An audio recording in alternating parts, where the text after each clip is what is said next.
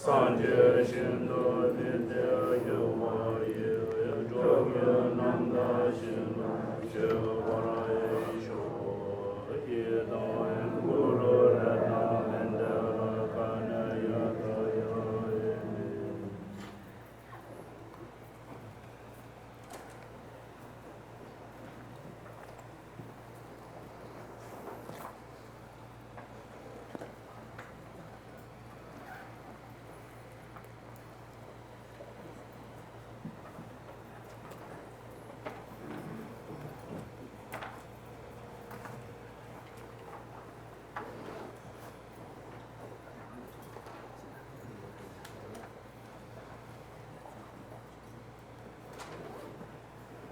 So, good evening.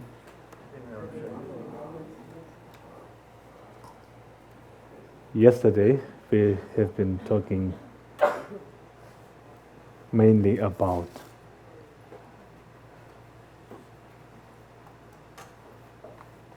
being caring and being loving to other sentient beings.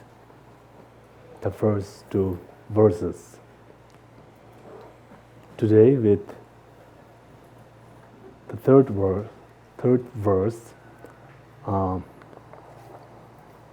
then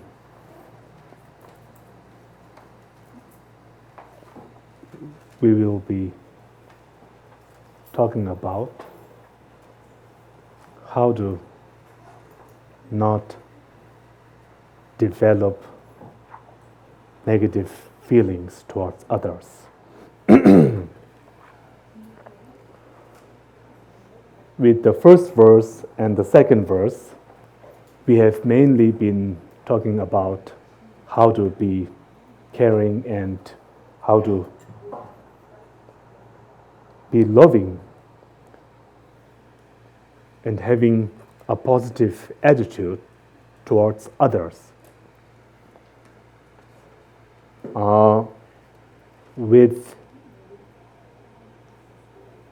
To show love, to be positive,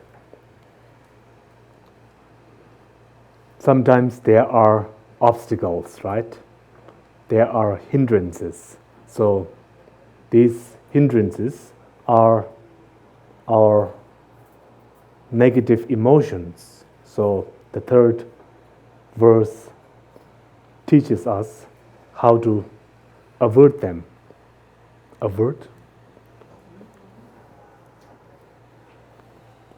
So maybe in all actions, I will examine my mind, and the moment a delusion arises, endangering myself and others, I will firmly confront and avert it. In all actions, whether they may be physical, verbal, or mental,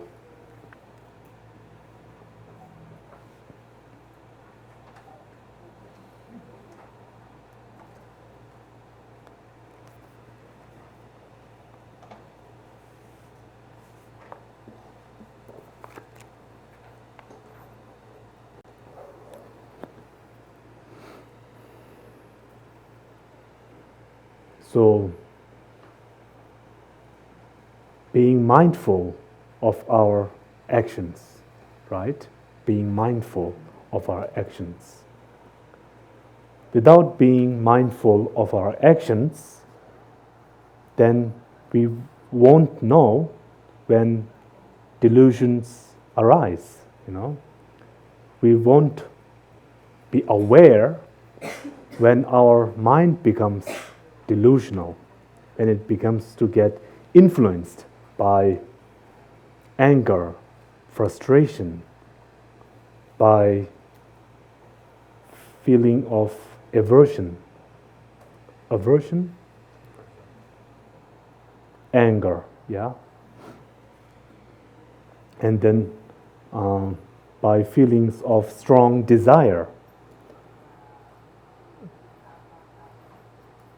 it may seem that desire may not be so negative, right?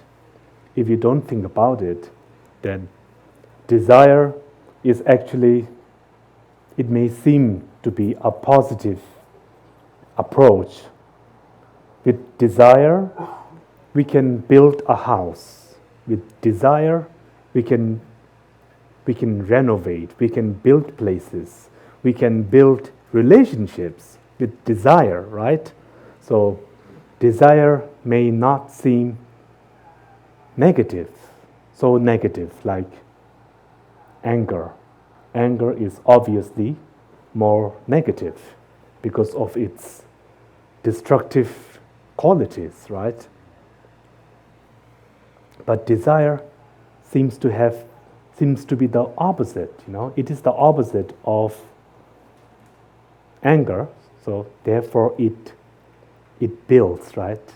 It creates, it builds bridges, it connects. So it may seem that desire is somewhat positive,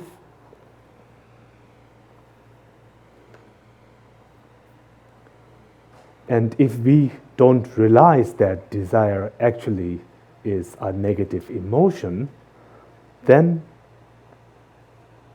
there's the danger that we won't be so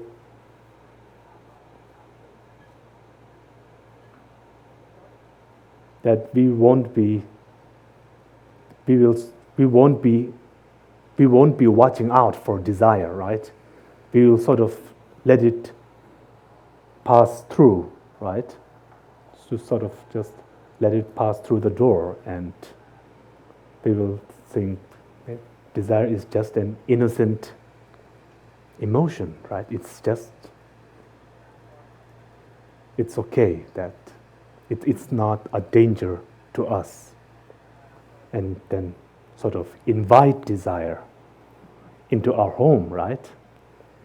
And think that this is good, Desire can help me, that it can help bring my dreams come true.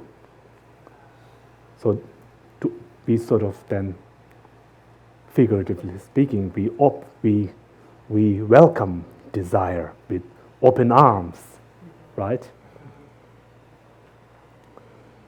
But then, after inviting, desire, then we give it a position of importance in our life, in our decision making, etc. And then sort of let it run the show, give it some power and just let it direct us. And by doing that, then if our desire then takes over our decision making, if we let our desires control us, then desire, by its nature, it's thirsty, right? It's thirsty. It wants more. It wants more. And it can, the more you give, the more it wants, right? The more you give, the more you feed your desire, the more it wants, the more greedy it becomes. So it's like working for a boss who you can never please. No matter what you do, your boss is never satisfied, right? So who would like to work for a boss like that? I don't think anyone would want a boss like that, right? So if you let desire run the show, give it importance, give it lots of powers, regarding your life, including all the decision-making power, including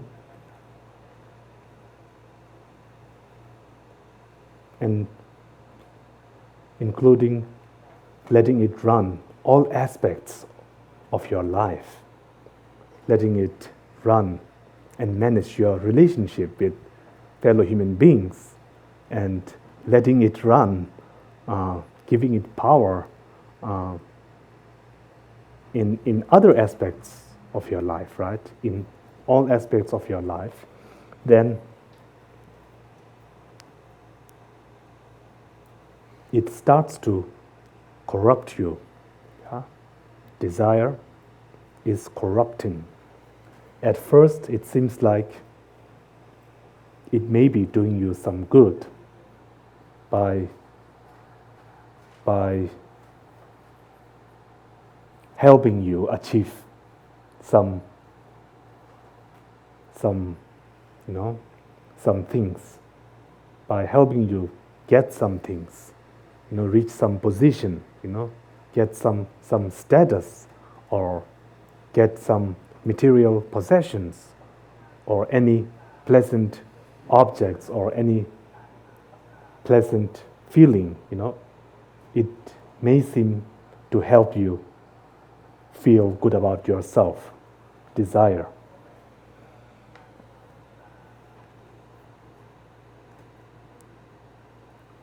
But then,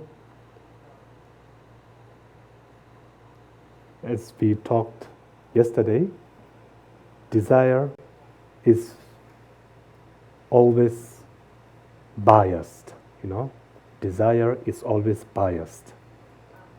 Desire never sees the whole picture, right? It only looks at the positive aspect of an object and then overemphasizes, It overemphasizes and it clouds your view of the whole object, It clouds your understanding. It inhibits your experience. It changes, it distorts your experience of life in general, and all aspects connected with that. And because it's so one-sided, then even though it is going after a pleasant attribute, it projects out this pleasant attribute, and you fall for that, right? You fall for that. But then on the other hand, it has a side effect, Desire has a side effect. And the side effect of desire is that just as it makes us draw too strongly on one side, on the other hand, it also makes us want to distance ourselves, from something else, And that, as our desire becomes stronger, then that aversion to the other side becomes stronger also. And this develops into anger. This develops into hatred. This develops into frustration, right? And if you look at this process, then you have reached this situation, you have come to this point where you have much anger, all because of that desire, even though at first desire seemed to sort of point you towards a direction of a pleasant place, and you try to, get there by all means, but with that approach or along the way, then because that desire is so uncompromising in its approach of achieving that idea, right? Achieving happiness according to desire, then it diverts you it diverts you and it blinds you, seeing the other side of the picture. And like this, then desire ultimately causes more suffering, anger and frustration and depression also, because of desire.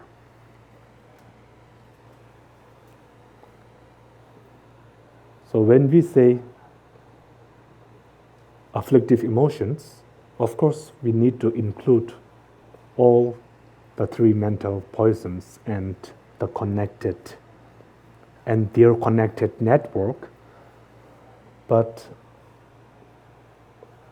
for us on a daily basis, then desire is the biggest challenge. Desire is the biggest challenge. Now, if you go to one of the effects of desire, which is anger, then being mindful of anger is somewhat easier, right? Obviously, when we are in a state of anger, it would be difficult to deal with that, to confront anger. In a state of anger, I think is impossible, You cannot confront anger in a state of anger. You cannot. So we must be aware. That's why we need to be aware. That's why we need to be mindful of our actions, so that when we see that we are getting towards that point, that we are going to become angry soon, that's when we have to pull back, right? We have to hold back and change. We have to change the road or change the direction,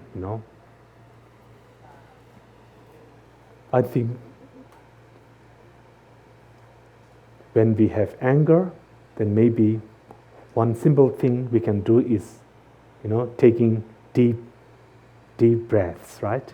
Taking deep breaths. I think this helps. And when you breathe in and breathe out, try to stop your thoughts and try to place your mind on the breathing in and the breathing out. Just be aware that you're breathing in and you're inhaling and exhaling. Just place your mind on that. That is one way. It helps, reducing anger temporarily. The other way, I think the best way is really prevention, right? Prevention. They say prevention is better than cure, Geshe, right? So this being mindful of your body, speech, and mind is preventing afflictive emotions, right? If you are mindful of your physical, verbal, and mental actions, then you are preventing future delusions. You are preventing future destructive emotions.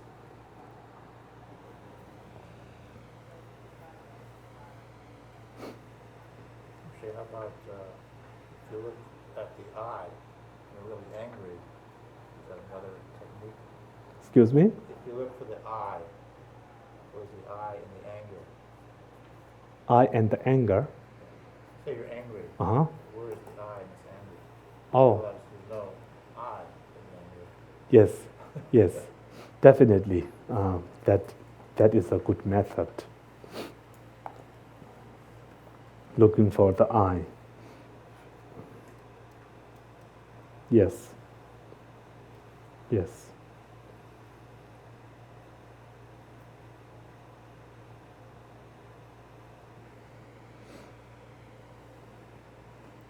But this is going into Mahamudra territory, right?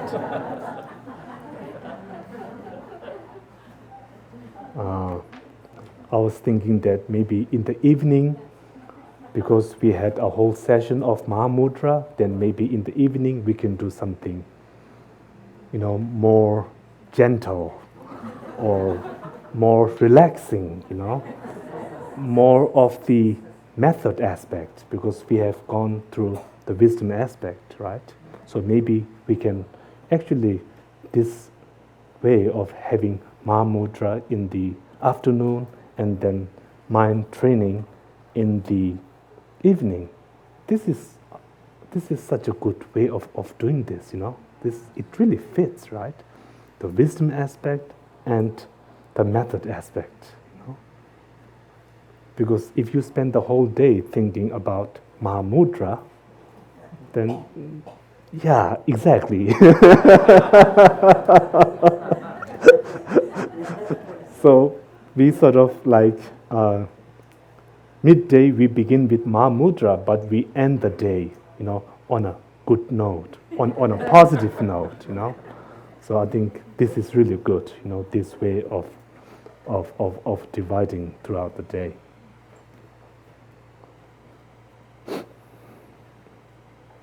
So maybe, like something very simple, breathing in and breathing out, that is something we do every day, right? We do that, all of us, without the motivation, without the intention. It's such a natural part of us. We do this. So what we need to do is that if we think that if the temperature is rising, then we just take a deep breath in and then a deep breath out, right? And just try to stop whatever it is that you are thinking at that moment, and just place your mind, on the breath. Just think I am now, as you breathe in, think I'm breathing in. As you breathe out, think I'm breathing out.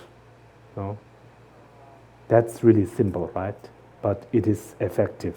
It breaks the intensity of our anger, right? It sort of breaks the train of thought, it stops that process at that moment. So this is, I think, if we can make that a habit, then it helps, right? It helps.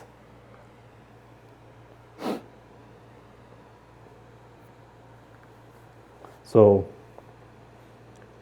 and then regarding being mindful of the three actions, then I think we also have to be mindful, and we have to guard, the door of our senses. This is a very important Buddhist teaching, to guard the door of our senses. So if we are walking out in the street, maybe perhaps we don't need to look everywhere, but we just try to look straight, right? And then concentrate straight. Because if you are like really super relaxed, and then just taking all the view in, right? Look here and there, and as you see things, each time you see something, a thought comes up, right? Then distractions come up. Desire arises when you are not guarding your sense door, the door of your senses, right? So that's very important, you know. That I think helps in preventing desires from rising. So these small things we can apply in our daily life, in our behavior. If you can do it like this for a few minutes, you know, being mindful. When you walk, being mindful that you're walking. Try to not think too much.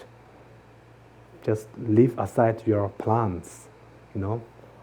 Try to maybe stop all these thoughts. Okay, if they are really necessary, then you can give them maybe some chance, right? But if they are just like add-ons, then it's better that you just don't give them any chance and just try to be in the present, right? Try to be in the moment and just have awareness. Just have awareness of the present and just concentrate ahead, you know, not left and right, but just straight ahead, right? I think this is one good teaching from, you know, from the scriptures, from the Buddha, that we can, if we can apply in our daily life, then it really would our life more peaceful, you know. It will make our mind more peaceful. It will be at peace, right? More at peace. And just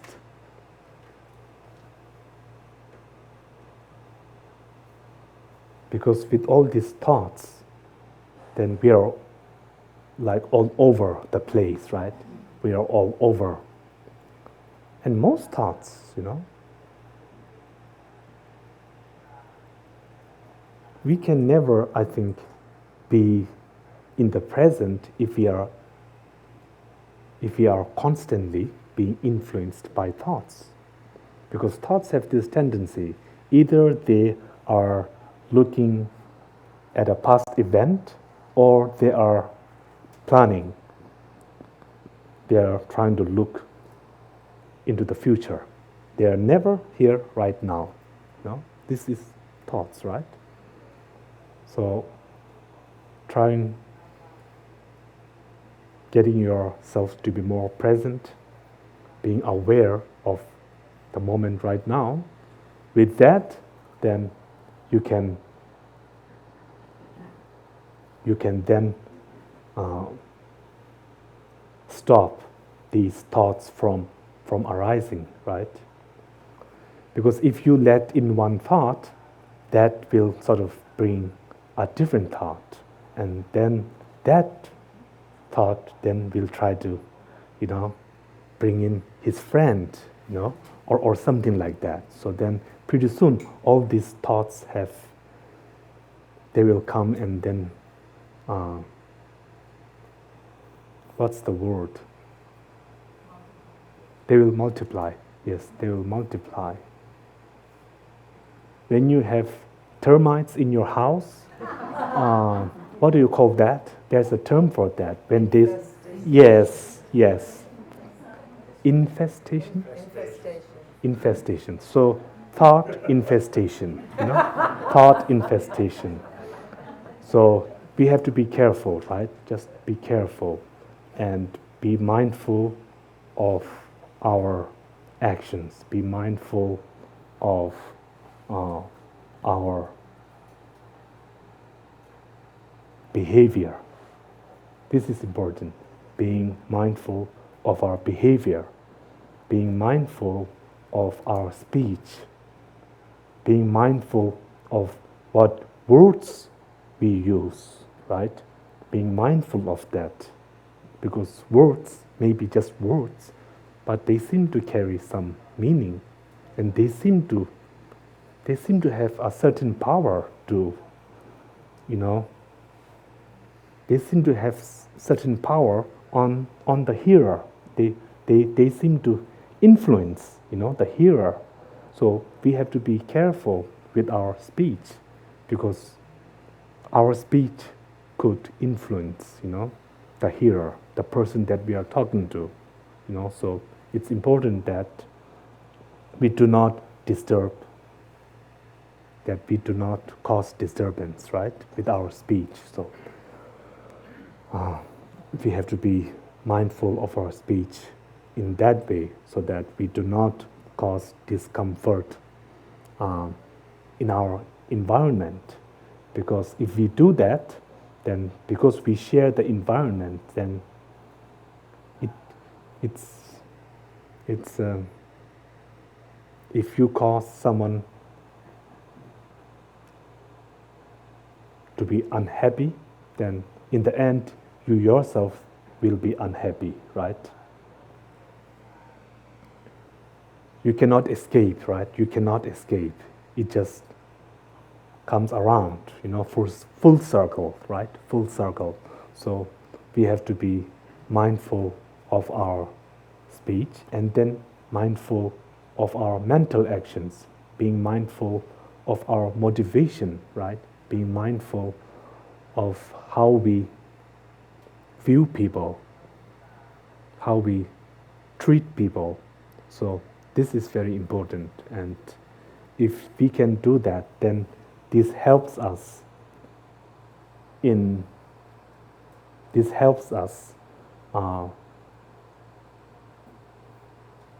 preventing delusions from rising.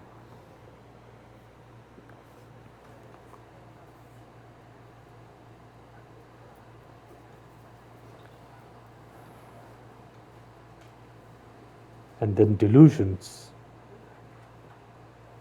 not only do they endanger others, but they also endanger ourselves, right? So it's like a double-edged knife, right? Double-edged knife? Double-edged sword. Mm-hmm. So if you have a double-edged sword, then you have to be careful, right? If you swing it some way, you're going to harm someone else, and you might harm yourself, right?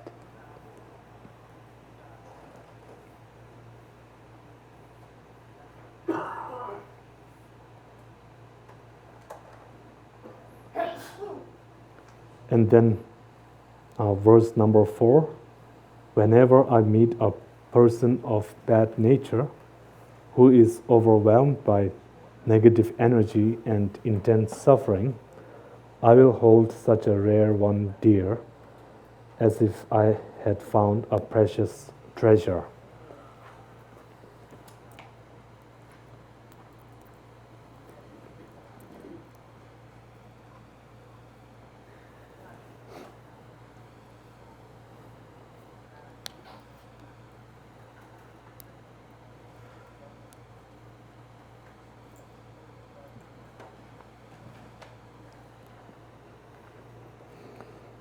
So this is the verse on patience, right? Patience, forbearance.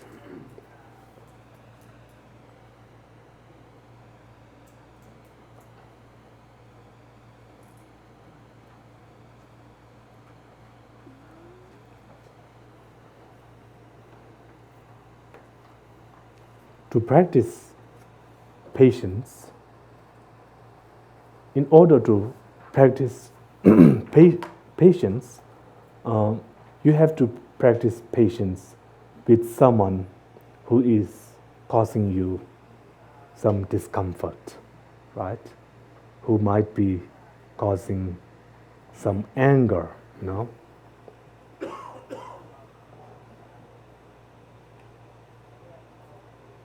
And someone with a good nature wouldn't do that, right? So obviously, whenever I meet a person of bad nature, right? So a person of bad nature,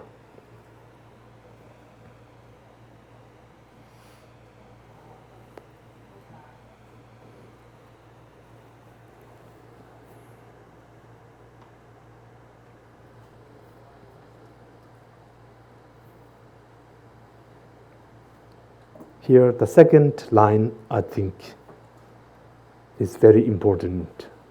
We should really read this second line carefully.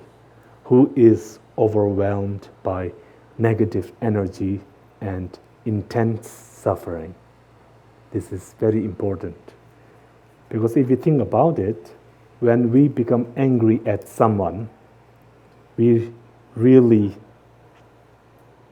that person really seems very negative, right?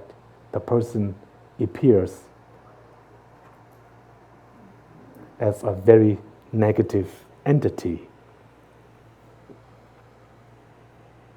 The second verse here is, I think, saying that the person isn't 100% negative, but rather the person is overwhelmed by negative energy and intense suffering. So here we are differentiating. If you don't differentiate between the person, right? If you don't differentiate between the person and his action, then there's the danger that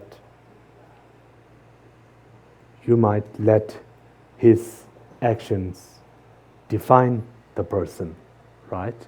Or you might start to think that what he says is what defines him, or what he thinks, or how he thinks is what really defines the person.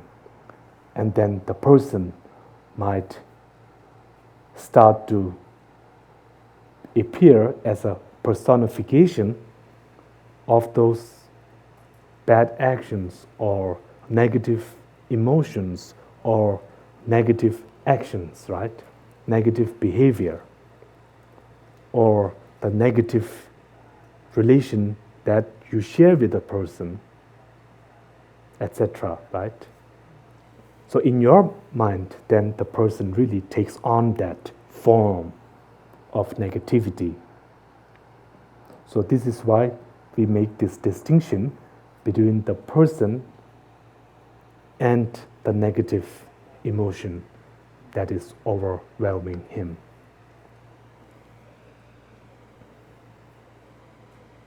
And when a person is filled with such negativity, then obviously he is under intense suffering, right? So when you say, this person is very bad to me, is very mean to me, if you realize that at that moment when the person is going under suffering, when he is in intense suffering, if you realize that, then I think it takes away, some of the pain, or it takes away some of the anger. Because to really feel angry, you would have to look at the person like he's getting all the good deal, or something like that, right? That he has the upper hand.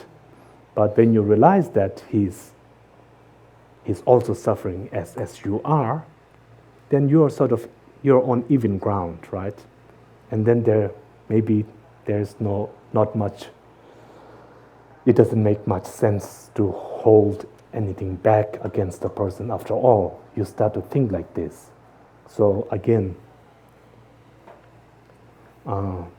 if we can, see according to the second line, then this helps us deal with anger. It helps us deal with anger, and it helps us being more tolerant, more tolerant, more patient.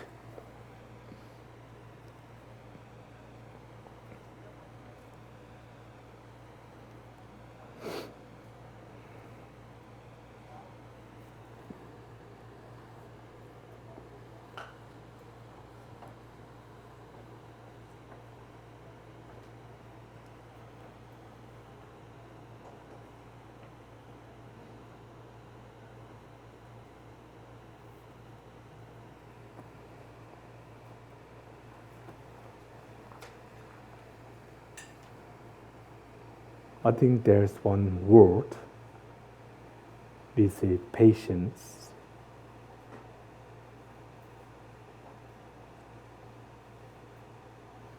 Okay.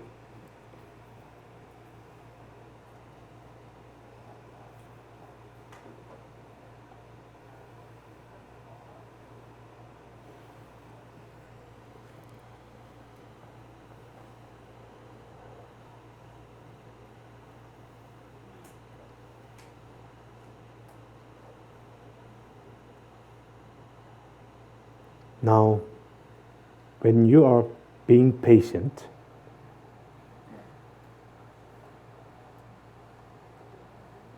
then is it always the right thing to do, right? Maybe it's better to confront the person and put him or her, what's the word, what's the expression? Yes, to put the person in his or her place. Isn't that the better option, in many situations? Because if you don't say anything, if you just sit there, say nothing, and just try to be patient, then that might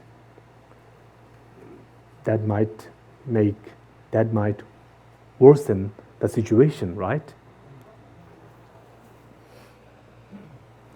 Then here we have to know that being patient is not about sort of holding back and then doing nothing, right? It's not about holding back and then taking no action. That's not the point of being patient. Being patient really means to have the ability to stop anger from arising. That is what being patient means. It doesn't mean don't reply.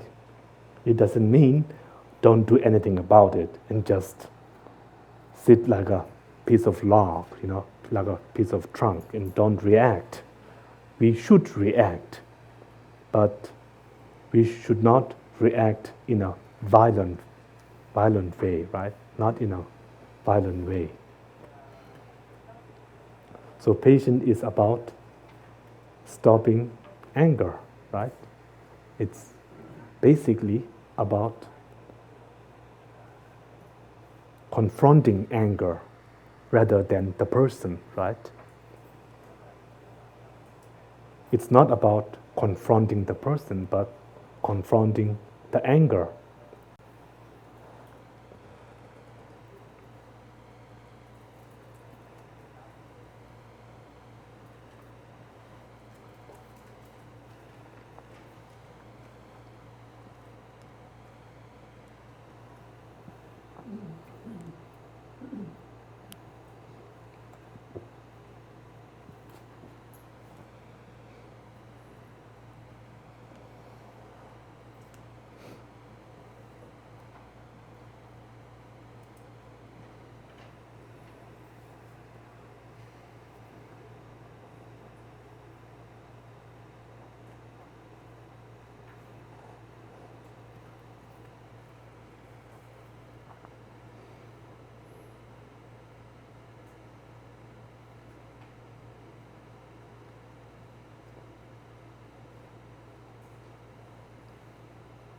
when you meet a person who isn't pleasant, who is harming you, maybe abusing you verbally or physically,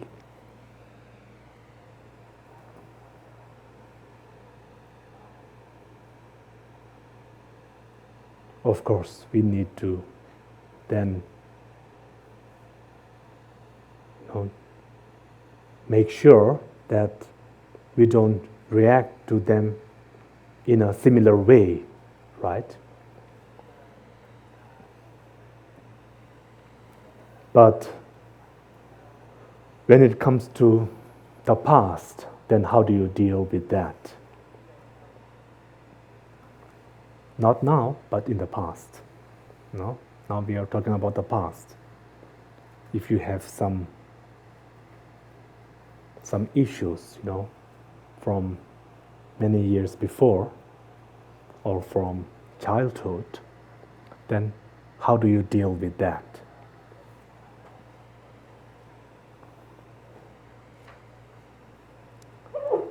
How do you use patience, right?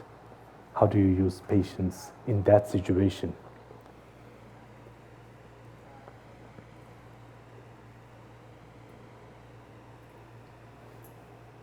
It's important that we do not suppress anger.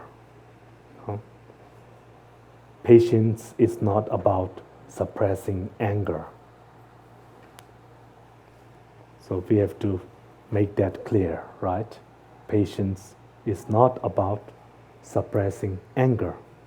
If you suppress anger, it does more damage to you than not suppressing it and sort of just being angry, right? It does more damage if you suppress anger. Suppressing anger is having like subtle anger, right? It's like having subtle anger. Maybe not as intense, not that it manifests in a violent way, but suppressed anger, it can manifest in a way that makes you feel depressed, or it changes your mood, right? Perhaps even by suppressing anger, then that can really change our behavior. It could change how we relate with people, right? And because it is subtle, then it really changes our inner depths, the inner depths of our mind, right? Because it is subtle. And if the anger is more subtle, then it does the damages on a subtle level, right? And if there is some damage at the subtle level, then it will really affect your life more strongly than some delusions at the surface level.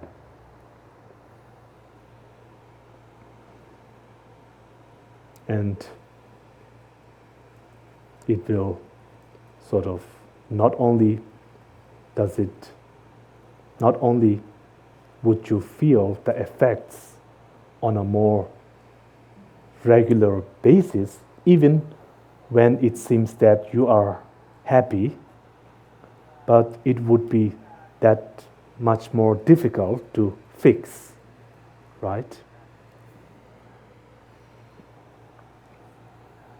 So how does one deal with that issue? How does one work with that, So for that, again,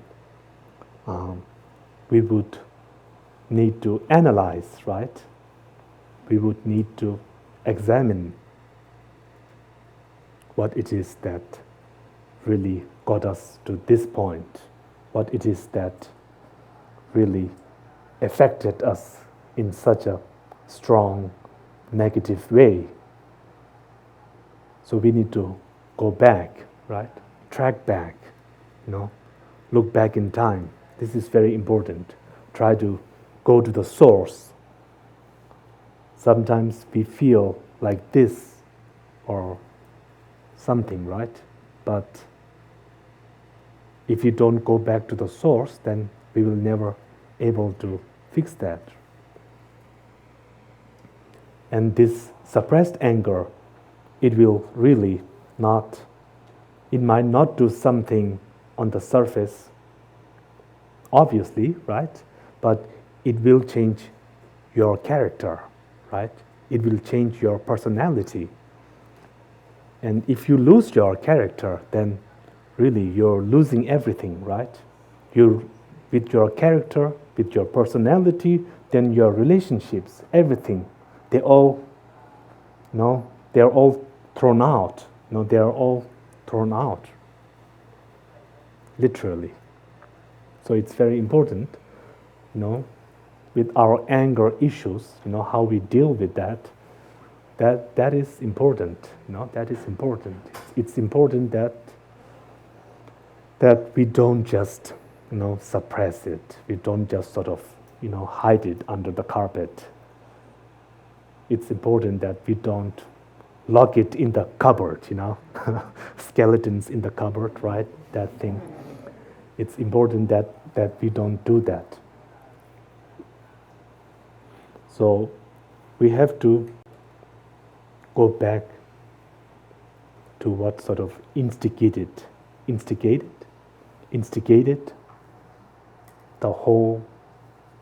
the beginning, the beginning of our anger. It's important that you always try to find the source. That's important. What happens if the source is in a past life? If the source Is in a past life. is in the past life, The source of life.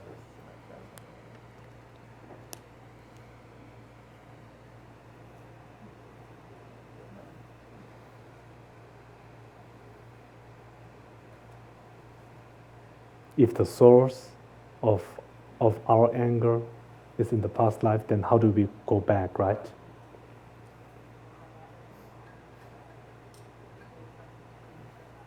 You can't go back, right? Like past life, you can't. Can you? I don't think so. But with these experiments, right? Like where you can sort of go back and remember your past life, if you can have that experience, then you can try to go to the source, right? Then it is possible. Then it is possible. So then we are good, right? So then we are good. Yeah, so then you can sort of like then go back on that journey and then see, that person did this, and okay, now we are good. Finish, We right.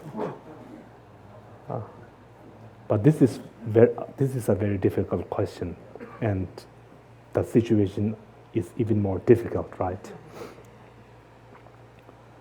But yes, I think essentially we really have to differentiate between the person and the negative action. And we need to differentiate between our anger or our suffering that we have as a result of that negative energy from the other person. We have to differentiate our pain and ourselves. So it's two distinctions, right? Distinguishing between the person who is harming us and his harmful actions, and also distinguishing us and our pain. We should not see our pain as us. We should separate our pain from ourselves. This is very important.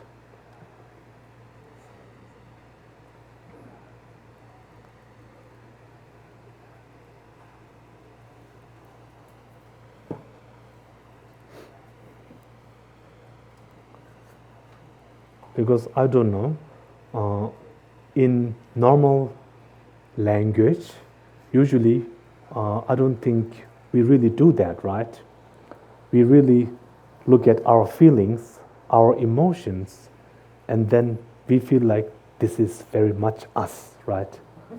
Then we sort of pinpoint to that and think this is me, right? But we need to sort of unlearn that, and then learn that our feelings and ourselves, those are two separate entities.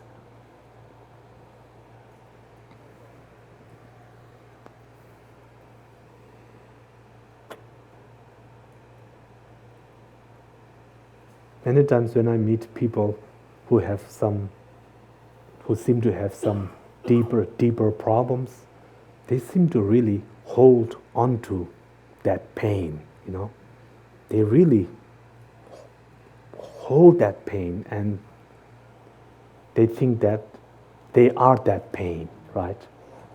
That I am this, that this is what defines me, what characterizes me. So we have to distinguish between that, between our pain and ourselves.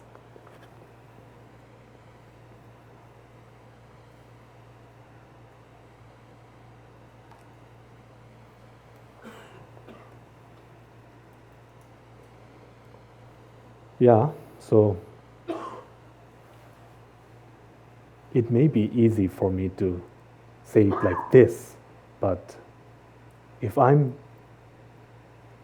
indeed suffering from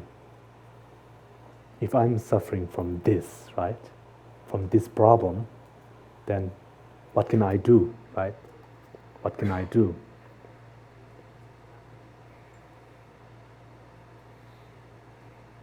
If people are taught to distinguish feelings from the person, I think from a young age, I think this will certainly help.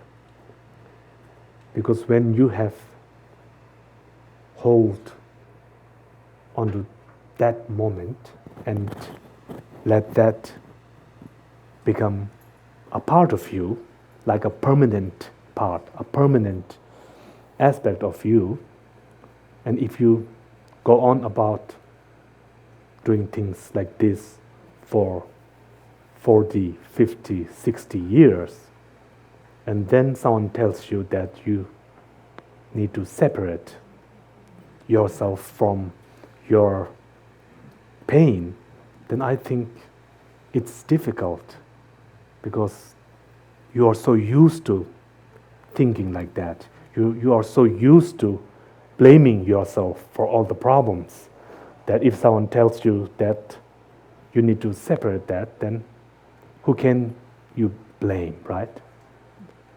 Then you cannot blame anyone, right?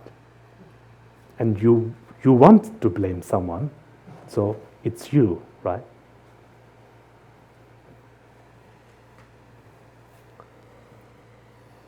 So this is very important, that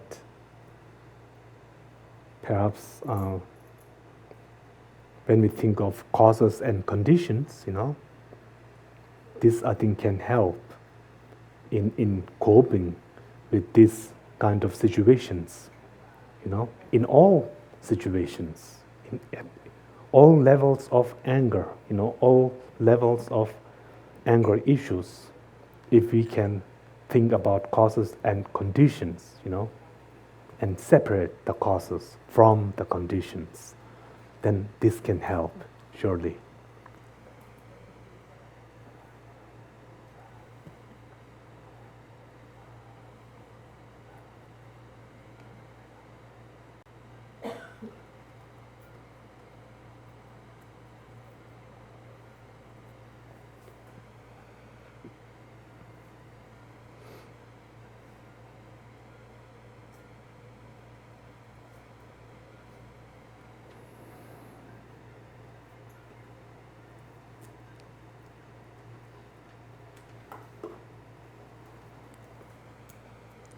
So,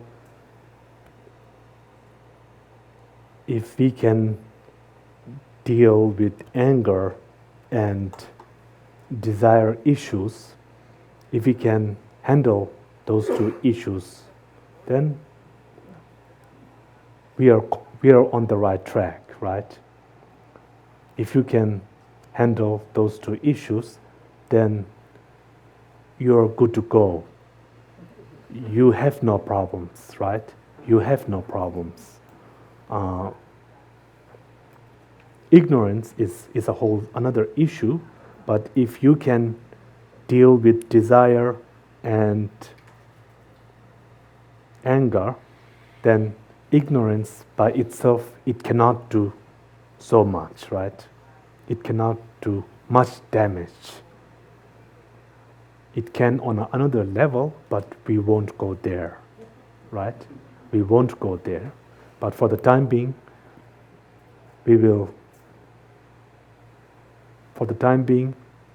desire and anger are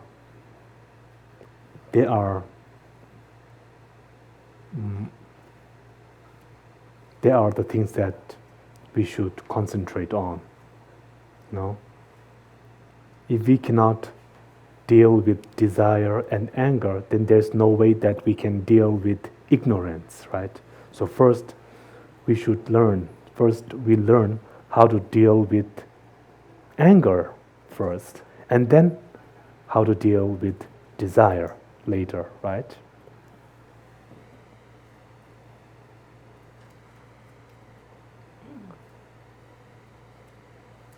One way of dealing with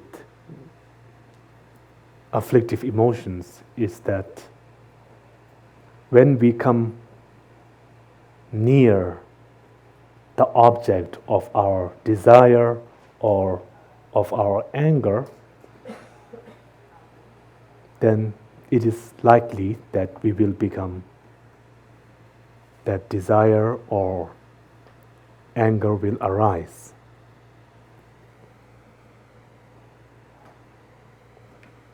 That is one of the conditions for the afflictive emotions arising, is that if you are in close proximity, then they will arise.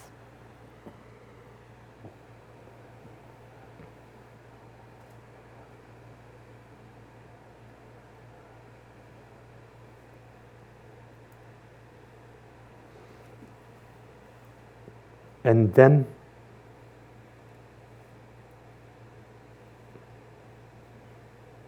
with the emotions that arise from desire and anger. Okay, so first, let's put it this way. We have been talking about desire and anger now for quite some time.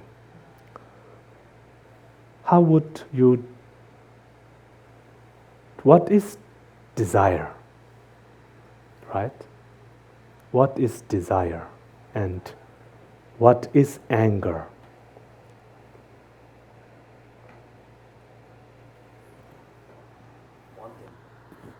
Wanting. Wanting is desire. And then how about anger?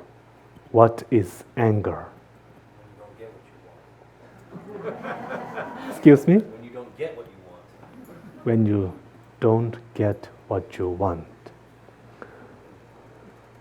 Is it possible to not get angry when you don't get what you want? Yes. Yeah, it is. But many times when we don't get what we want, we become angry, right? So just not getting what we want doesn't make us necessarily angry. So then what is missing?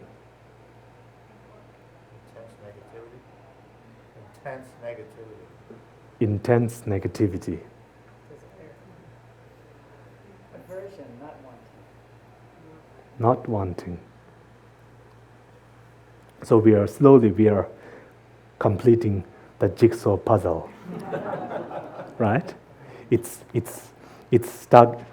Anger is now starting to take form. Yeah.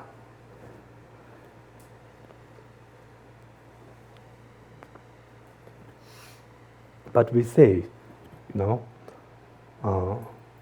for both desire and anger, even though desire is a form of wanting and anger is a form of perhaps rejecting, is aversion, diversion, aversion, Expression of frustration allowed. frustration, okay, irritation, okay, aggression, okay. For both those two emotions to arise, we say that there needs to be some mental fabrication, Without fabrication, those two emotions will not arise. Yeah, mental fabrication. So, to project, a pleasant quality, or to project an unpleasant quality, yeah? So only through that will desire and anger rise. And to project a pleasant quality in an extreme way, right? Beyond what's really there, and then projecting a negative attribute beyond what's really there. So with these two fabrications, then desire and anger arise.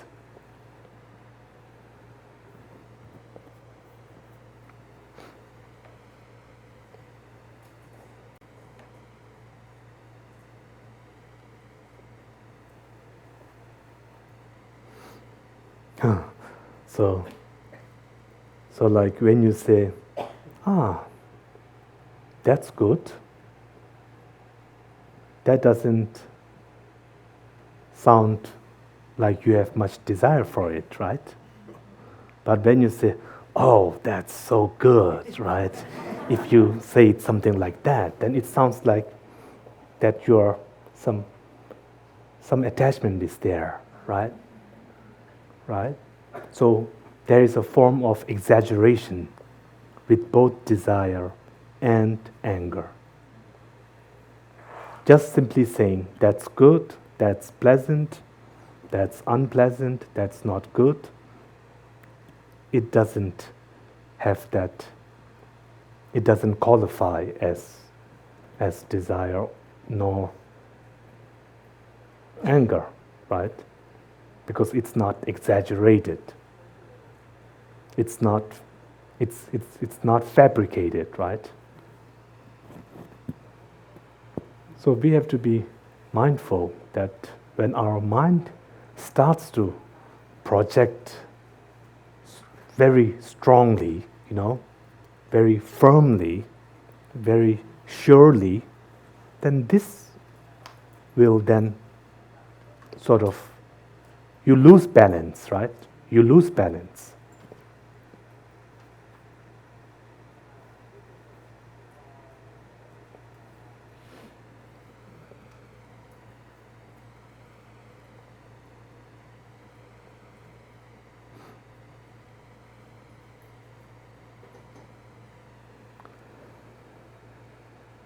So even I think it's interesting if we try to cut down on those words, on those expressions, then try to see if it changes something, in our approach, in our thought level, right? If we change our verbs, if we change our expressions, try to see if that brings some change or not.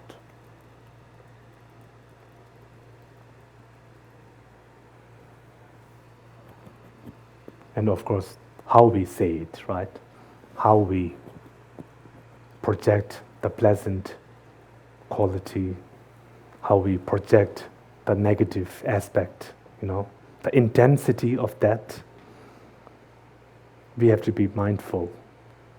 And if you can get it right on that stage, then perhaps desire and anger will not arise. And just for maybe different way of classification or using words in a different way, perhaps then desire and anger will not be as intense, or they will not be as self-damaging and damaging at all, right? So, since so many of our thoughts are connected with our speech, then we perhaps, rather than working on our mind first and then trying to change our speech, if that's proving too difficult, maybe you can try to change your speech, right? And then see if that changes your mind, because they are correlated, right? They are correlated. So even though usually the mind is the cause and speech are the effect, but since we are already in this endless circle of cause and effects, many times I think speech can also, cause a mental thought. It can cause a mental action. It can cause a mental emotion, right? Our emotions. It can change our emotions. So how we use our speech, we can use that to regulate our mental actions by being careful with which words to use and how we use that and how we express ourselves through our speech. So that's just I think just one method. Because when you deal with emotions, when you deal with delusions, you have to throw everything. You have to throw even the kitchen sink. You have got to throw everything at it. To really overcome that. You have to throw everything you have, throw everything in your arsenal against it, and try different methods. If one doesn't work, then try something else. But always try, always try. Don't say, I tried this, it didn't work, You can try that some other day, and then maybe for today you can use a different method. There's always a method. As long as you have imagination, you can always find a method, right? As long as you have creativity, you can invent something. You can invent something in your mind to deal with your problem. You can always do that. And this is the beauty of the human mind.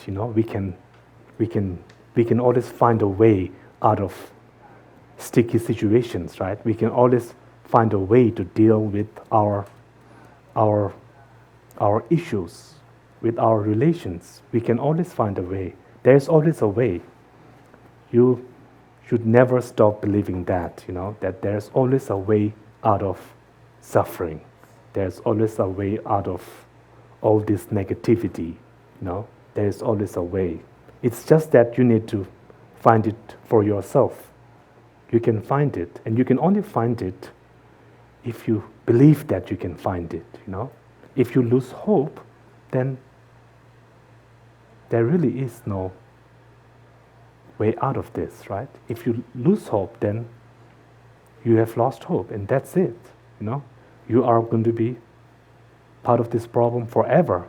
But if you have this, what's the word? If you have some optimism, right? You need to be optimistic. You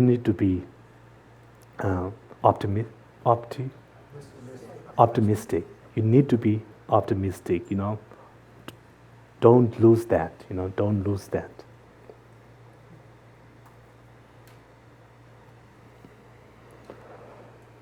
So this is really how we train the mind, This is how we train our mind, is that we have to deal with our mind, First by looking and scanning, scanning the area, sort of scan the situation, and then try to then sort of zoom in, right?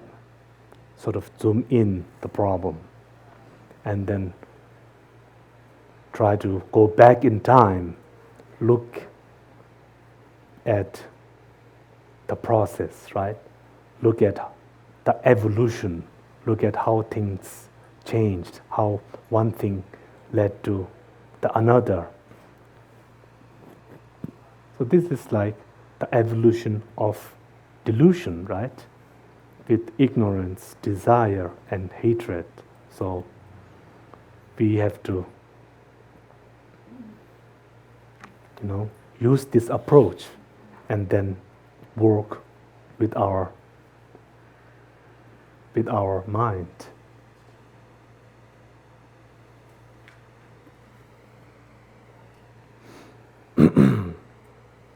Okay, so I think I'm finished.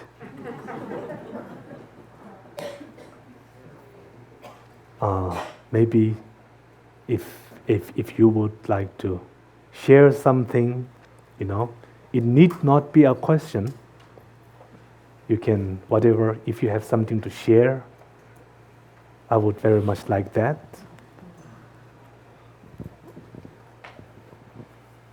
Good evening, Rinpoche. I'm afraid I had a question left over from last night, so it's not a sharing. My question's to do with self-cherishing and with ego grasping, and trying to figure out the two different concepts. Sometimes it seems really clearly different, and then other times it becomes more gray for me. So firstly, I wanted to know the relationship between them. And secondly, with regard to Lojong, it seems easier to understand that Lojong is about working on the self-cherishing. But how does it relate to, how does the Lojong teaching relate to ego grasping?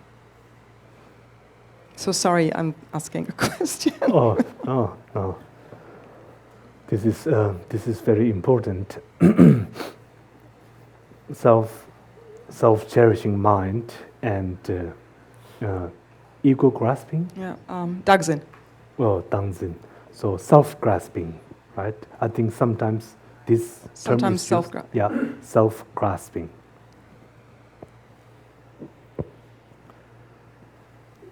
Dangzin. Self-cherishing. When we say self-cherishing, then that self is the simple self. It's the self as in myself, right? So cherishing one before other, simply. So that self is the self in myself, right? Me, I, that self. And then self-grasping mind, when we say self-grasping mind, that self does not exist, right? The self in self-grasping mind does not exist. This is the object of negation. Yeah. When we say self-grasping mind, the mind that grasps at an intrinsic quality, right? An intrinsic existence. That is self-grasping mind, right? And then putting your own need before the need of others, that is self-cherishing mind. So by defining those two minds, then it is quite clear that they are not exactly the same thing. Still, there is a relationship between them. Maybe they are correlated, yeah. Maybe they are correlated, but they are not really cause and effects. They are definitely correlated. I wouldn't say they are necessarily cause and effects, because to be a cause and to be an effect, there needs to be some sort of connection where the absence of the cause would also mean the absence of the effect, right? So, but that is not the case with these two minds. For example, the absence of self-grasping mind may not necessarily be the absence of the self-cherishing mind. So in the case of an arhat, right? Arhat, a person who has only overcome mental delusions, the three mental poisons. So an arhat has overcome self-grasping mind. Therefore, self-grasping does not exist in the mind of the arhat. Still, the self-cherishing mind exists, right? And arhat still has self-cherishing mind.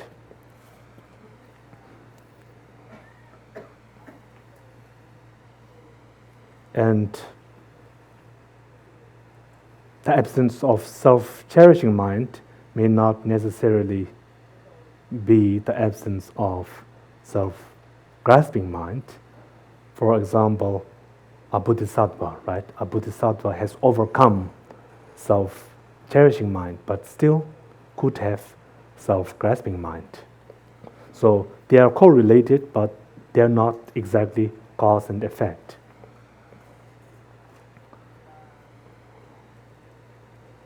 But when they arise in us, then they could help each other, right? So therefore, they are correlated. They could sort of cause each other in some given situations, or temporarily they can cause, and they can be cause and effect in some situations. And then your second question was, could you remind me? In terms of just in terms of the 8-verse Lojong teaching, yes, that it applies to self-cherishing, but to me it's more obscure. How does it apply to self-grasping? Self-grasping. Oh, right.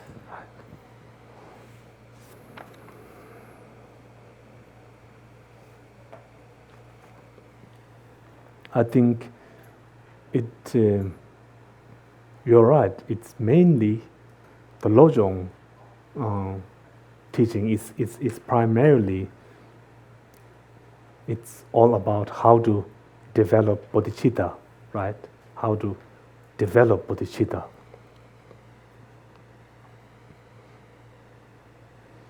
But if there was a teaching on just bodhicitta, then I think it sort of defeats the purpose of giving a teaching on bodhicitta. I mean, if there was a teaching on just bodhicitta and not also on emptiness, then it defeats the purpose of even talking about bodhicitta in the first place, right? because bodhicitta is about enlightenment, and you need to bring both the method aspect and the wisdom aspect. If you only talk about the method aspect, then you're not really, it doesn't help, in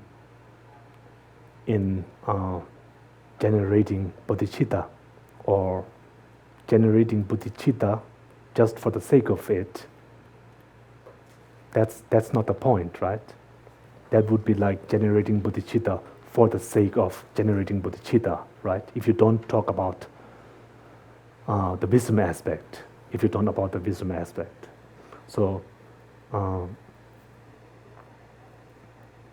even though the Lojong teaching it's almost like most of the teaching of that is based, or is directed towards, the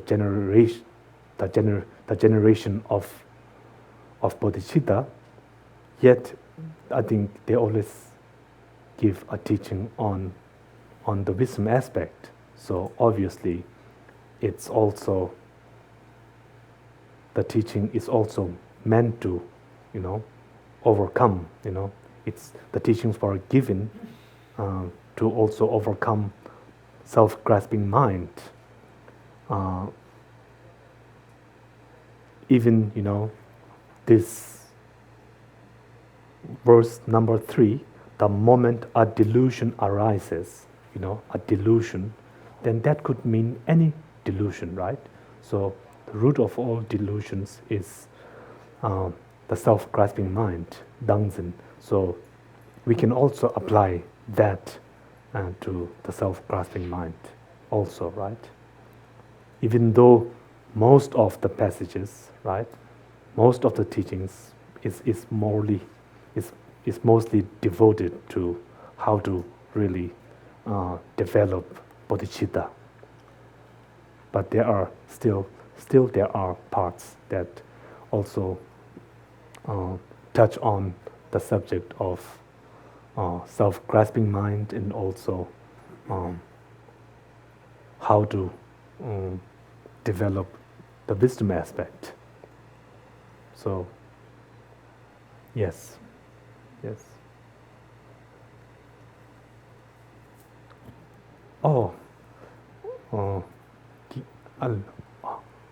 Thank you, Rinpoche. I have a comment. It's not a question. And I think it's an example of, you mentioned the method earlier of, maybe it could be said as like working from the outside in when it comes to speech, and maybe changing the way that you say things, hoping that it elicits a different way of thinking in the moment. So, and you mentioned these helpful words of optimism, right? So I have the great fortune of being a child psychologist, and the example I have to share has to do with a couple other words of, I think, courage and determination. So I was meeting with an 8-year-old boy the other day, and his mom had told me that earlier that week in the car, he got really angry. And he said, "Mom, I'm gonna kill you," with like something, right? Some object. And I met with him and I was like, "Well, it seems like you were really angry in the moment and you didn't know what to say," kind of a thing. So you said something that was really kind of harsh, right? So I was like, "Try this. Say, instead of saying like, 'I'm gonna kill you, Mom,' say, 'Mom, I'm really angry right now.'" And he tried it, and I think, what I tried to help him think about was, when his mom heard, the first thing, she would get really scared, and she didn't know what to do to help him. But her hearing like that he's really angry in the moment, then she comes from a place of warmth and, patience, if you will, trying to help him. So I guess what I'm mentioning is, like, if an 8-year-old can try this, we all can, right? Thank you. That's so true. Yes.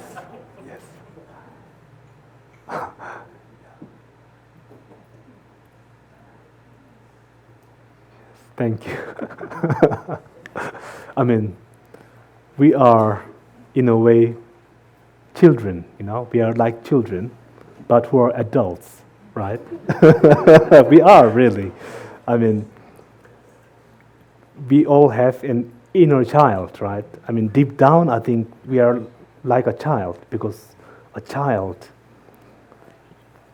the mind is pure, right?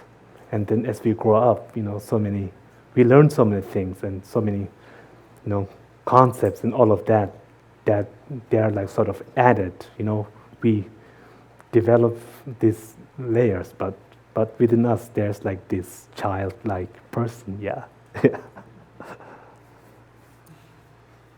So Rinpoche.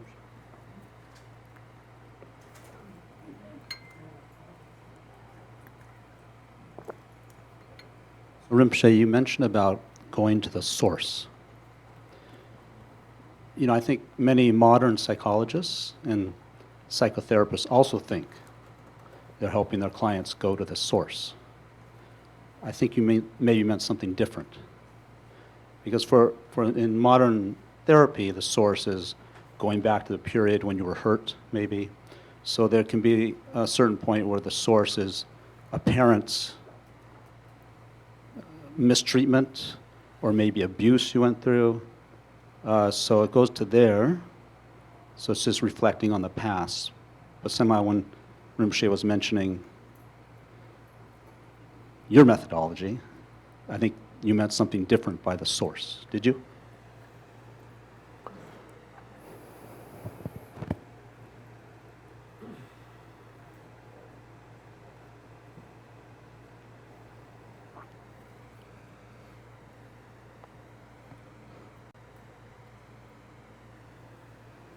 I think I was just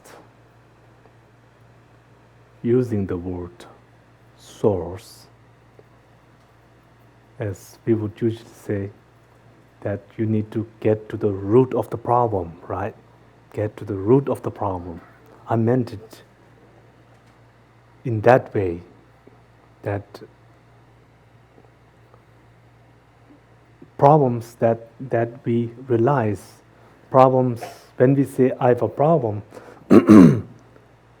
we are just seeing the symptoms, right? We are seeing the symptoms. It's like when we see a tree, we are not seeing the roots of the tree. We are just seeing what's on the surface, right? So I meant it more like that way, that when we see a problem, then we have to get down to the root of the problem, to the point where the problem has arisen from, right? I meant it more like that.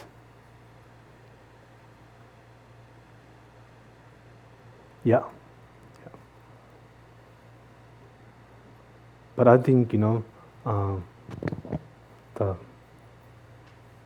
what you have explained in modern psychology, psychotherapy, I think that's also a very good way,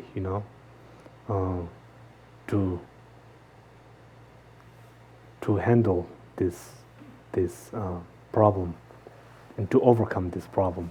I think it's very effective. Yes.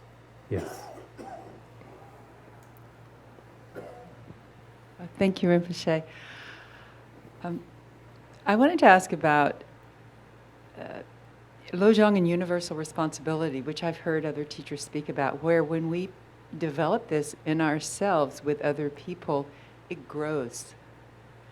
And we can view it as our way of being universally responsible. And because from us, it can go very large. And would you speak about that and how that happens? And does it plant seeds or what? How does that happen? When we practice it with other people, they're involved and they're seeing what we're doing. So how does it grow in that way?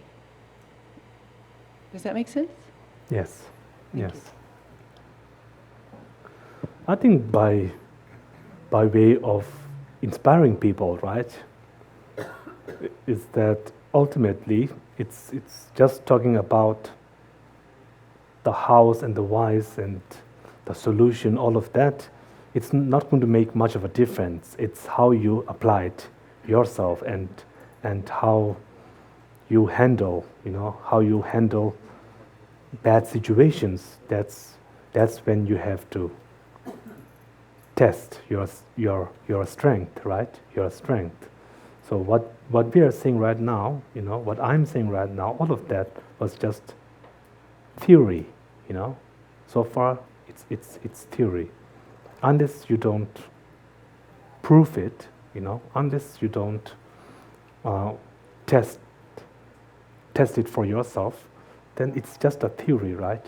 So only by being an example would we be able to make this grow, right?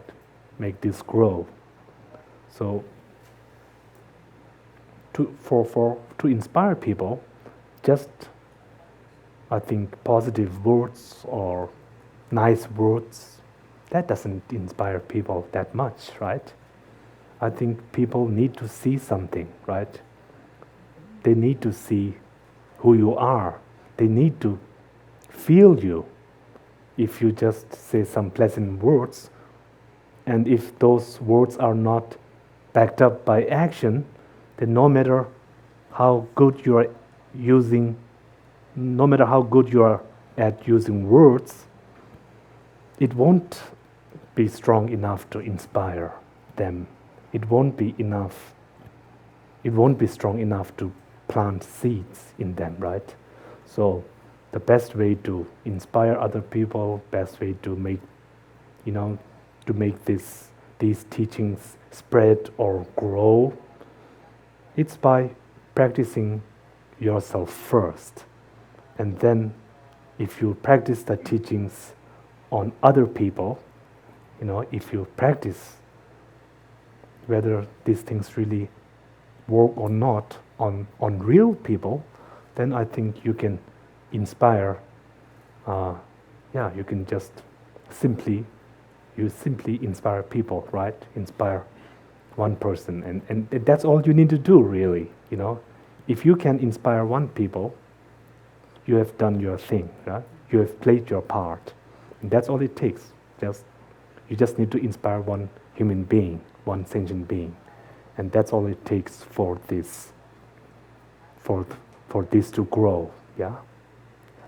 Okay. Thank you. Yeah, okay. I worked many years, as you know, in mental health, 25 years. And I saw many therapies. I saw many therapies, it didn't work. It's not on.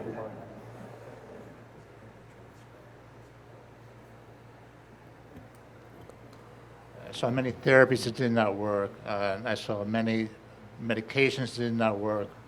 So one day I went up to the director and I said, look, your therapies are not working, your medications are not working. I said, only one thing works. She said, what's that? I said, give these people respect. Respect. And by giving them respect, then it opens the door. Then to have acceptance. And so when somebody has anger, by giving them respect, it seems to kind of lessen the anger. So when I worked in mental health, there was a lot of angry people, so much anger from having disrespect. And it seemed once you give somebody respect, it seems to open that door. Yeah. So that's just a comment. That's true, yes. If you respect, then I think it helps. They feel they're valued, right? That's true. That's true. You had a question? Yes. On. Yes. Yeah. Yes, I had a question. I work with a lot of people, and in one community, it seems that the person is more interested in using the monks to enhance their own image in the community, like they'll be, like there might even be a film crew, but with the Geshe on each side of the person, and there's no translator. Mm-hmm. So the person just talks about themselves the whole time. So it's just like I'm getting angry at the manipulation, using the monks for somebody's own image in the community to like inflate their image in the community. Mm-hmm. So I find myself getting angry at this person controlling, the power and control and the manipulation. I'm angry at that. Okay. Yeah. So I'm not sure how to work with that. Okay. This, I think, Lobsang, you gave a very good example. You gave, when I've been talking, for the past 1.5 hours or so, I've been very vague, abstract sort of, right? But you have just, it's like right to the point, This is the situation, right? This is the situation.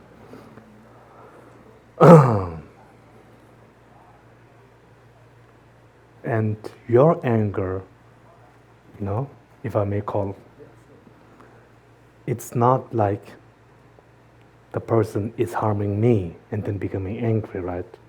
But it's more out of perhaps respect for the monks, right? And I remember last year we had something similar. Like one of the questioner was feeling quite angry because he had love for people, right? It had to do with one of that situation, like being angry at someone who has much racial hatred, right? So it's like that kind of anger, right? So again, last night I think we talked about how is the voice okay? It's becoming lower.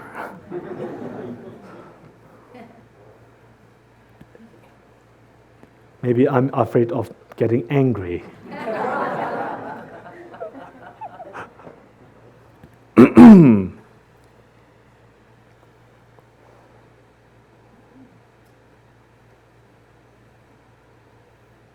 For me, when I'm angry, it just comes in an instant and then goes away quite quickly. As fast as it comes, it leaves. So I've not much anger issues. I've no issues with suppressing anger. I'm quite fortunate that way, It comes really fast and it leaves very fast.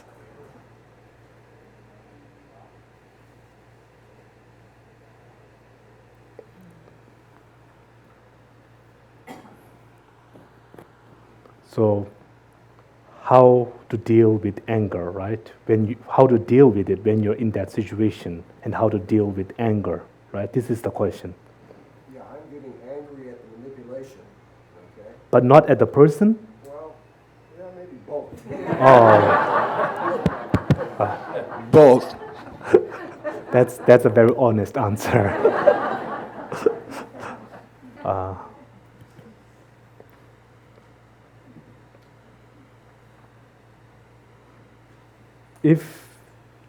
If you're not angry, are you angry at the person anymore?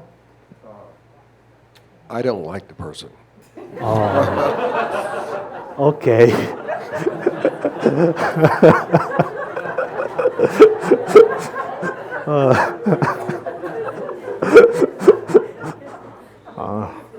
I don't know where this is going to go now.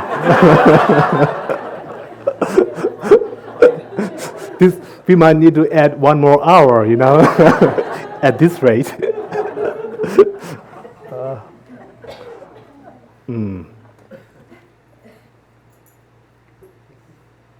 It's difficult, isn't it? When it happens to you, right? Then how do you deal with it? Yeah, it's so easy to talk about anger and how to overcome anger when you're not angry. But then when you're angry, then how do you deal with that? When you're in a state of anger, you cannot deal with that. But I think you are at a phase when you are sort of still not like really angry, but you haven't sort of forgiven the person or forgotten that, right? You still feel the effects of anger.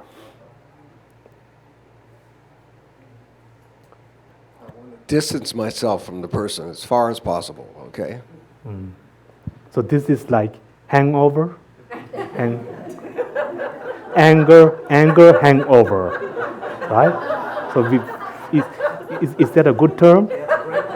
Anger, hangover.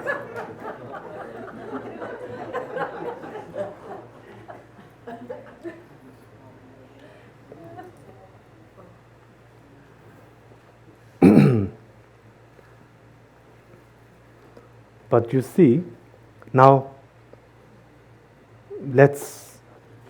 like you said, helping the child, instead of saying, I will kill you, mom, how about, I'm angry with you, mom, right?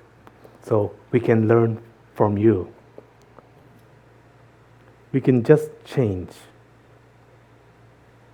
The person was being manipulative, right? Instead of saying that, how about saying, the person wanted some attention, right? The person wanted attention so badly that he or she could only resort, right, to sort of use the monks to get attention. The person wanted to feel so important. The person was so desperate. Out of desperation, the person was doing this. So if you use this verb, then perhaps your anger wouldn't be as strong as saying the person was manipulative. Yeah. So maybe we can learn from you, right? What's your name? Seth. We can learn from Seth. Yeah. And the 8-year-old. Do you remember the boy's name? Rafi. Yeah. So we can. That really helps, how we use, how we express, how we. Yeah. It changes our perspectives, right? Thank you. Yes. Rinpoche. So how do you hold some of these folks dear, as it says in the verse, holding them dear? Oh, dear. Yeah. Oh. I will hold them dear. Yes. I will hold such a rare one dear as if I had found a precious treasure. I think lately with all these happenings going on in our country, even today's news, especially with the shootings and stuff, my God, with our president, it's just like, Jesus.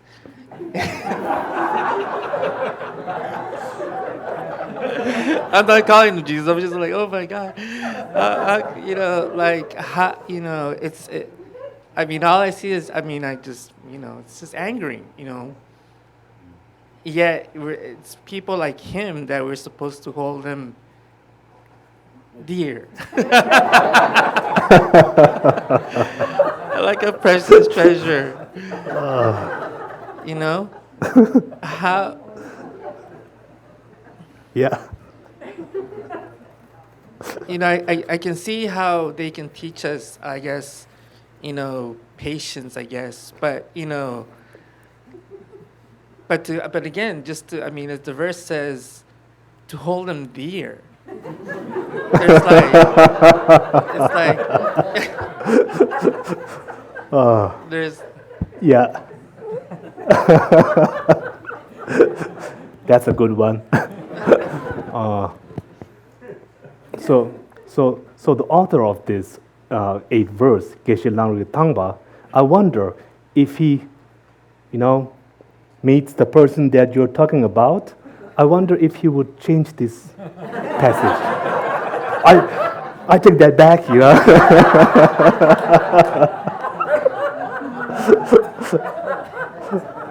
You know, only if Geshe Langri Tangpa was here, you know, yeah.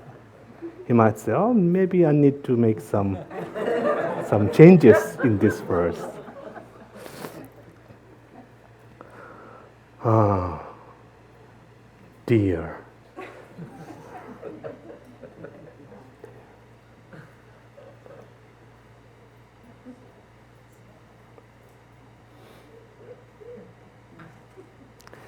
Dear here, I think it's not used to appreciate someone here, right? When you say dear, it's not like you're being appreciative of them, right? But dear is when you say, you would use that to someone who you have compassion for, right? And this person, you know, who has much hatred, as with, you know, verse number 4, the second line of verse number 4, has much negative energy, yeah, and is suffering from hatred, you know, is suffering from delusions, and this kind of person is exactly the person that needs help, right? That they need to be freed from this suffering, from this negativity, from this destructive energy. So in that sense, then we are saying dear, right? I think to bring about a sense of compassion, you know. It's not easy when you see and hear what this person is doing, but if you remember, try to separate those words.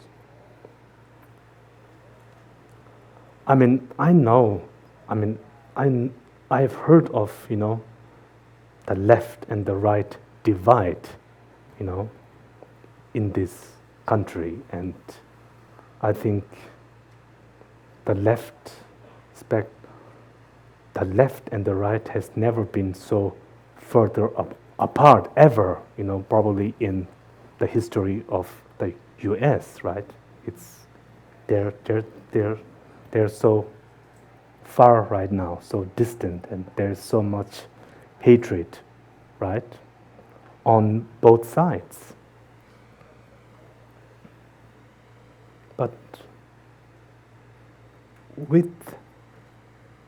But this is exactly what the 8 verses is about, right? This teaching is about how to bring people closer, how to bring yourself closer to them.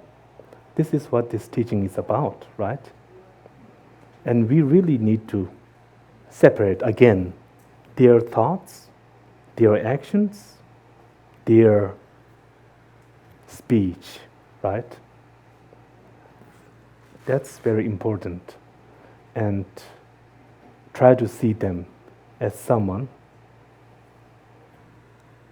who is overwhelmed by negative energy and who is plainly suffering, you know, suffering, and who is drowned in this ocean of mental delusions, right? Negative thoughts. And if we try to see this person as such a person, then I think gradually it makes it easier to hold them perhaps closer to our heart and have compassion, right? So I don't know any other way how we can practice these teachings. I think we have to really use this person as a model to sort of test ourselves and to practice compassion, Remember, whenever I meet a person of bad nature, so if you want to put a name on that, then you can, right? You can put a name on that. So this is very good, very good. And then our Lojong, our mind training then starts to become practical, right? Otherwise, it's like we say going around in space. Do I need to speak louder? Oh, okay. Okay. Otherwise, it's like we're just floating in the sky, we say, right? And not really, no touching, no ground, not grounded. So, thank you. Yeah, so, okay.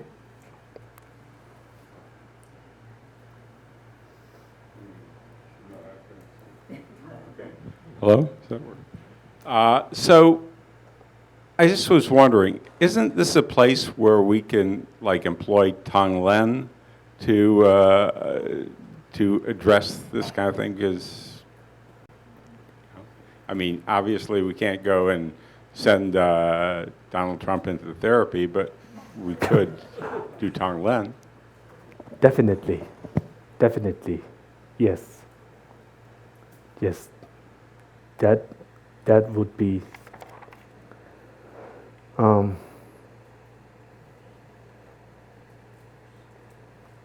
but I think Tonglen is coming up in verse number 7. So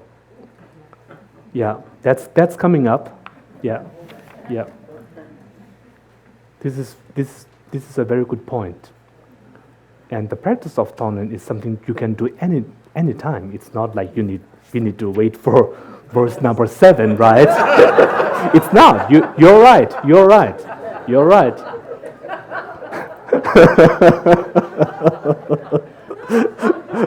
Yeah, you're absolutely right. Okay. I just want to say that in my own experience, I find that having expectations helps create a lot of anger. I just thought I'd maybe hear your comment on expectations. Excuse me, expectations. Yeah, for an example, just a small example is you're driving down the freeway and somebody does a maneuver that you don't like, for an example. You're expecting, why doesn't that person know how to drive correctly? That's a small example, but almost anything, when you kind of get frustrated or angry, I think has to do with your expectations of things to be done the way you expect them to be done. Now your question is, what is your view on that? What is my view on expectations? Yes, and relating to anger and frustration. Oh yeah, yes. Unmet expectations, yes.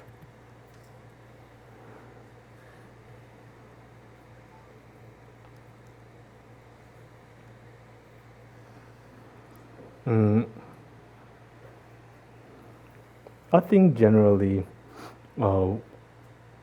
we should try to be realistic in our approach, right? So do not have high expectations, right? Because if you have high expectations, the higher your expectations are, the more likely that you will be disappointed, right? So maybe, having expectation is not a good thing, except for expecting that things could go wrong any moment, That is a good expectation, Expecting that things could really go wrong and, any moment, If you expect that, then I think you will end up very happy, right? Yes, yes, definitely. So that is the expectation that we need to work on, that we need more of. So, yeah.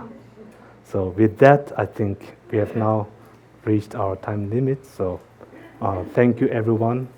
Thank you for your comment, for your questions. Thank you very much. Thank you.